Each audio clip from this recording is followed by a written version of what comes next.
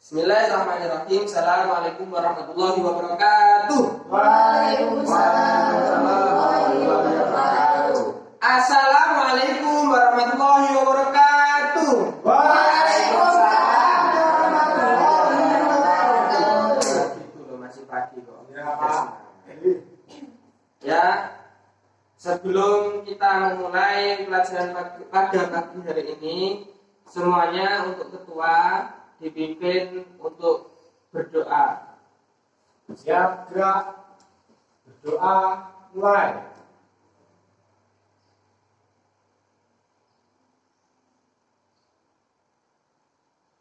Doa, selesai. Alhamdulillahirrahmanirrahim. Ya, sebelum kita mulai lagi, kita absen terlebih dahulu dari murid-murid yang ada di kelas 7 Madrasah Sanawiyah tersebut. Yang pertama, Adi Ikhwanul. Hadir, Pak. Khalifah, Zulfa, Yusrika, Yahya, Hadir.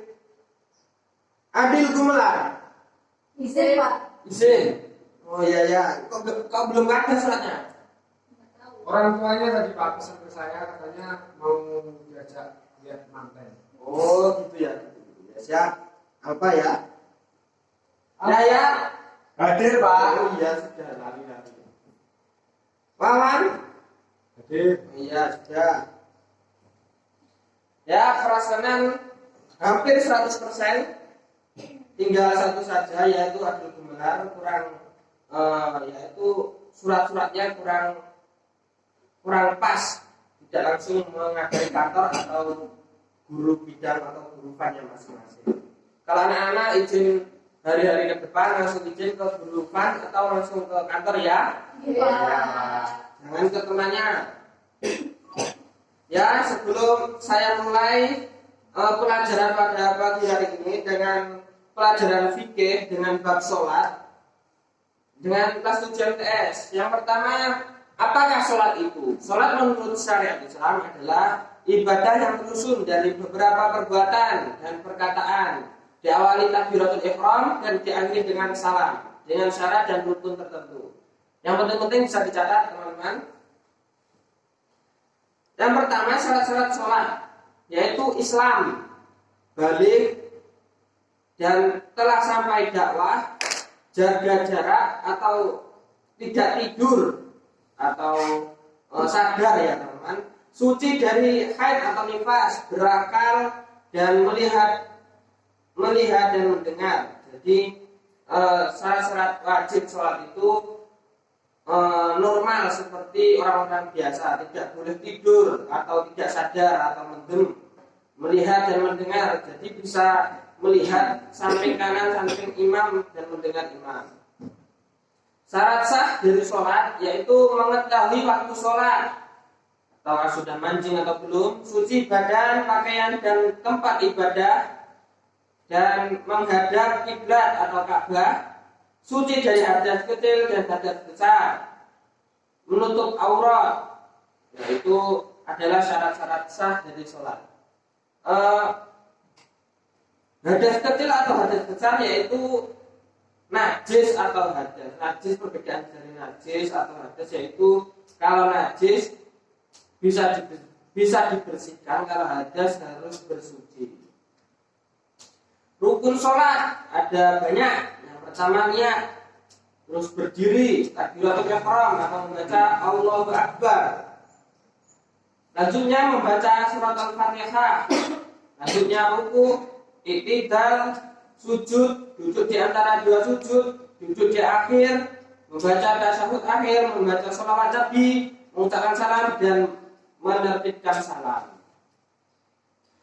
Maksudnya menertibkan salam adalah yang pertama salam harus dari kanan.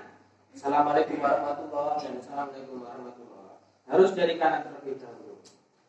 Sunah-sunah dari sholat yaitu mengangkat dua tangan setinggi bahu, ibu jari sejajar dengan daun telinga dengan mengucapkan Allahu Akbar. Saya contohkan ya anak-anak.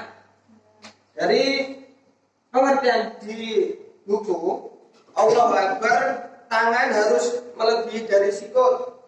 Sikut ini apa? Bahu. Ya. Ya, bahu. Jari-jari tangan harus menempel ke daun-daun telinga seperti ini. Allahu Akbar. Jadi tangan harus di atas bahu dan jari-jari tangan harus menempel ke daun telinga. Saya tadi Allahu Akbar, jadi di sini kalau biasanya jari ibu menempel di daun telinga. Allahu Akbar. Ya, selanjutnya lagi meletakkan tangan kanan di atas tangan kiri, kemudian letakkan di atas dada. Maksudnya meletakkan tangan ini enggak begini, ya. Jadi Allahu Akbar, setelah itu langsung begini. Ya, Pak. Tangan kanan harus di atas karena ini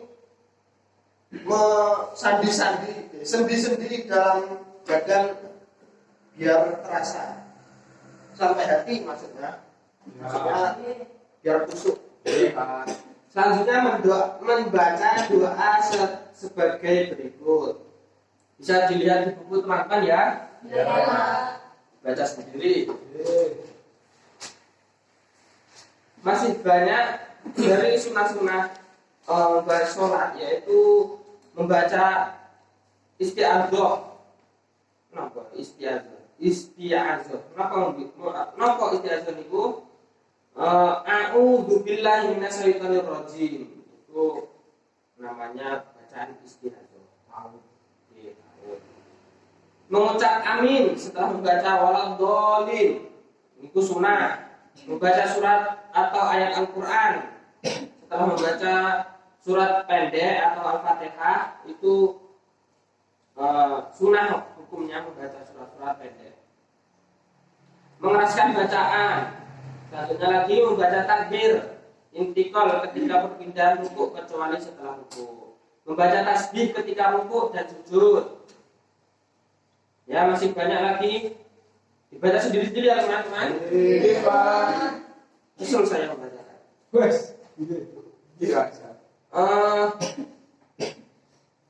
Dari pengertian di atas, ini yang paling penting, yaitu bacaan-bacaan yang wajib dan bacaan-bacaan yang sunnah dalam Al-Quran.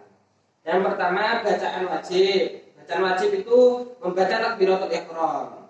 Takbiratul ihram itu kabirah ya. Allahu Akbar. Ya. Dan selanjutnya membaca surat Fatihah.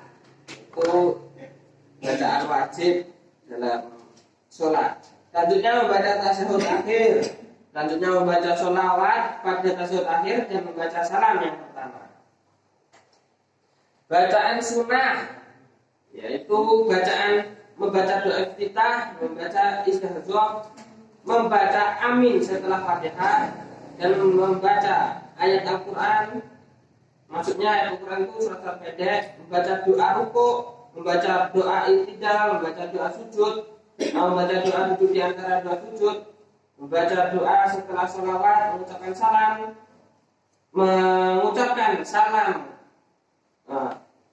mengucapkan kedua salam. Assalamualaikum warahmatullahi wabarakatuh, itu sunnah. Mengucapkan kedua salam itu wajib. Terus yang paling penting, hal-hal yang membatalkan dalam sholat, ya, yaitu meninggalkan salah satu rukun sholat, itu membatalkan.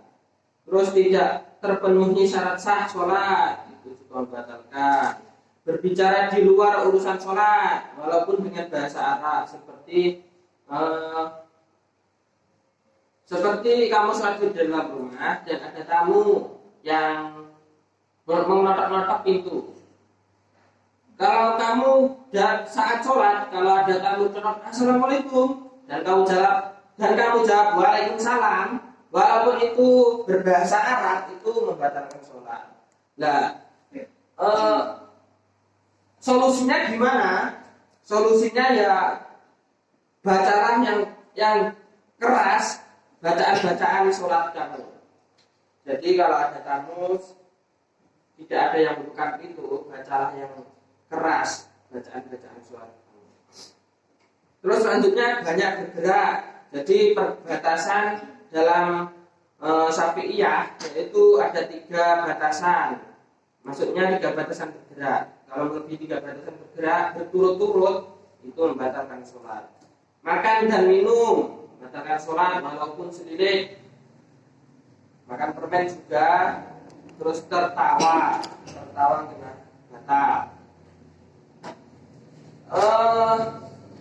Itu dikerjakan ya anak uji kompetensi 8 yang dikerjakan pilihan ganda serta apa ya?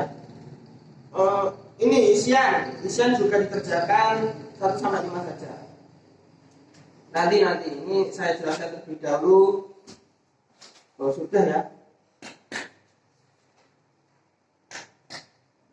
Ini. Nanti dikerjakan nanti saja dibuat PR dan saya jelaskan sedikit lagi. Yaitu salat 5 waktu dan waktunya. Salat yang wajib dikerjakan setiap hari sebanyak 5 waktu yaitu salat zuhur, salat asar, salat maghrib, salat isya dan salat subuh. Waktu-waktu yang dilarang melakukan sholat. Waktu-waktunya sampai mentos ya anak-anak. Salat maghrib kapan, salat zuhur kapan sampai mentos nggih? Kan pinter-pinter ya. Alhamdulillah. Gurunya pinter, Pak. Enggak pinter enggak jadi guru ya, anak. Waktu-waktu yang dilarang melakukan sholat. Saya di rumah kan ternyata ini. Ya, waktunya sesudah sholat subuh sehingga matahari terbit. Jadi setelah subuh itu ada waktu apa yang namanya lali saya. Pada intinya matahari itu sudah melebihi dari 1 tombak tingginya atau keluarnya terbitnya itu melebihi 1 tombak. Yang kedua, tatkala matahari terbit hingga sempurna dan naik sekedar 1 tombak ya ini sudah keselangan. Yang ketiga, tatkala matahari tepat di tengah hingga lingsir condong ke barat sedikit. Maksudnya beduk-beduk teng nendur sirah itu tidak boleh melakukan sholat. Matahari sudah di atas kepala. Selanjutnya sesudah sholat asar hingga matahari terbenam itu tidak boleh, juga tidak boleh melakukan sholat. Tatkala matahari terbenam hingga sempurna terbenam. Yang dimaksud itu kenapa ya? Waktu-waktu sholat itu kenapa kok tidak dibolehkan saat matahari terbit dan matahari terbenam? Itu karena dulu ada kaum yang menyembah matahari dan kaum yang menyembah matahari itu menyembahnya hanya saat terbit dan tenggelamnya saja. Jadi dijauhkan dari itu.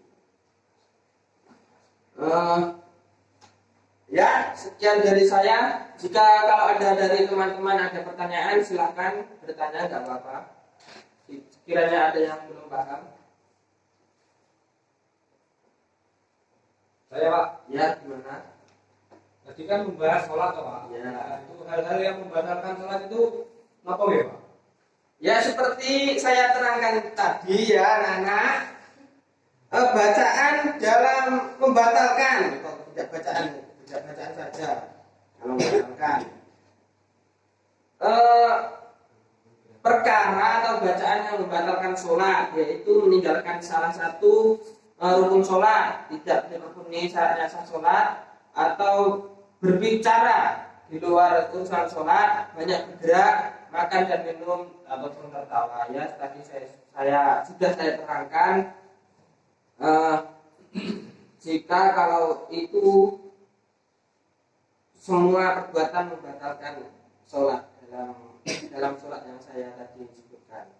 Ya, melihat waktu sudah melebihi atau sudah mepet untuk jam akhir, ya saya sekira sudah segini saja. Atau pelajaran dari saya. Akhirnya billahi taufiq wal hidayah. Wassalamualaikum warahmatullahi wabarakatuh. Waalaikumsalam. warahmatullahi wabarakatuh.